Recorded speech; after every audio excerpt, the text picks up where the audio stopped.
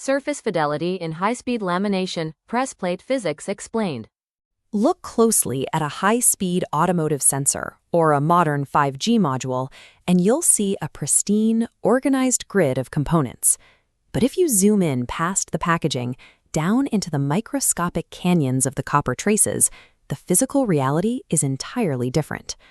Hardware engineers are currently operating in an environment where digital signaling speeds routinely cross into the multi-gigahertz range, all while component footprints are compressed to absolute minimums. To navigate this complexity, we must look at the data. This technical breakdown, presented by Moldart, examines the precise physics of modern board manufacturing. For decades, the industry has relied on a procurement model prioritizing the initial invoice price of a bare printed circuit board above all engineering metrics. At modern frequencies, structural and surface fidelity operate as fundamental requirements dictated entirely by the laws of physics. To calculate the true economic value of a circuit board, we must shift focus from the initial unit quote to the total cost of ownership. This illustrates the TCO equation, integrating three variables: non-recurring engineering, unit cost multiplied by volume, and the highly volatile risk cost. Here, the hidden liabilities of low-fidelity boards accumulate, encompassing financial penalties of high assembly scrap rates, EMI certifications, and field failures. The math dictates a clear inverse relationship. By increasing the initial unit investment, a firm can mathematically shrink the probability of these expensive failures. This technical precision model provides a framework for identifying where upfront material and process quality can neutralize the volatility of the risk-cost variable. The physical necessity of this strategy becomes obvious when you push alternating current into the 5 to 10 GHz range. This diagram demonstrates the skin effect. The equation shows that skin depth, the area where current physically flows, is inversely proportional to the frequency of the signal. At low frequencies, the current utilizes the entire cross-section, but dial that frequency up past 10 GHz, and the current abandons the center, crowding tightly into a microscopically thin layer at the very perimeter of the conductor. Because the signal travels exclusively near the surface, microscopic roughness at that outer edge directly dictates signal survival. If the copper profile is rough, the signal will collide with those peaks and valleys, resulting in a 10 to 20% increase in insertion loss. The choice of surface finish directly impacts this effective conductivity. Standard electroless nickel immersion gold, or ENIC, contains a ferromagnetic nickel layer that strips energy from signals exceeding 1 GHz. A high-fidelity finish like immersion silver removes the nickel entirely. To maintain a viable signal-to-noise ratio in modern 5G and radar architectures, selecting ultra-smooth copper and high-conductivity surface finishes is a strict physical requirement. Surface physics only cover the exterior of the board. We also have to account for the internal structural integrity of the substrate itself. This diagram shows the internal geometry of a standard PCB. The velocity of a signal moving through this material is determined by the localized dielectric constant, or dK. Standard boards are built from a woven matrix of fiberglass bundles and epoxy resin. The glass bundles have a dielectric constant of roughly 6.0, while the surrounding resin gaps sit much lower, at roughly 3.0. This creates the fiber weave effect.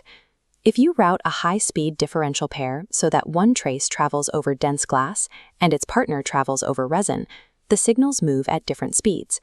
This generates 0.6 picoseconds of delay per mil, pulling the data out of phase.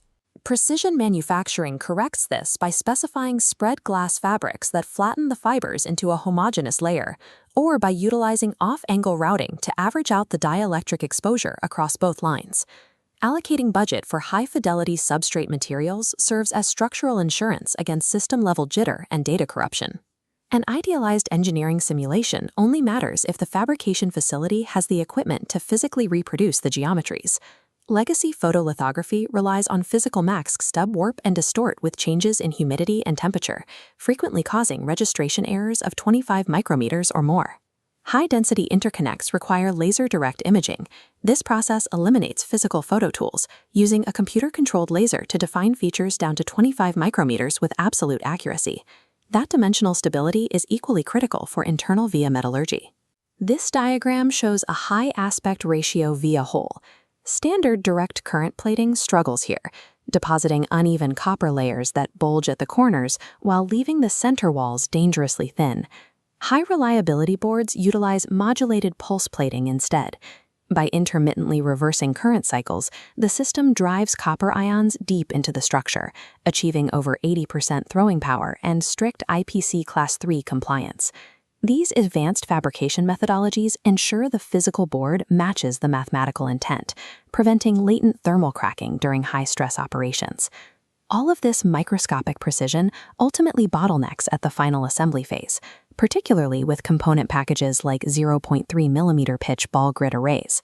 In these fine-pitch architectures, a standard hot air solder leveling finish produces uneven, domed pads that lead directly to solder bridging and catastrophic short circuits. This diagram illustrates why E&E Pig is the optimal surface finish here. It provides absolute planarity, ensuring every solder ball makes contact, while utilizing a palladium barrier to eliminate the black pad brittleness associated with standard ENIG finishes. A single defective solder joint in a high-density package carries exorbitant penalties, requiring expensive X-ray diagnostics and highly skilled labor for manual rework. Specifying a highly planar surface finish guarantees higher first-pass assembly yields, directly eliminating the most expensive manufacturing bottlenecks.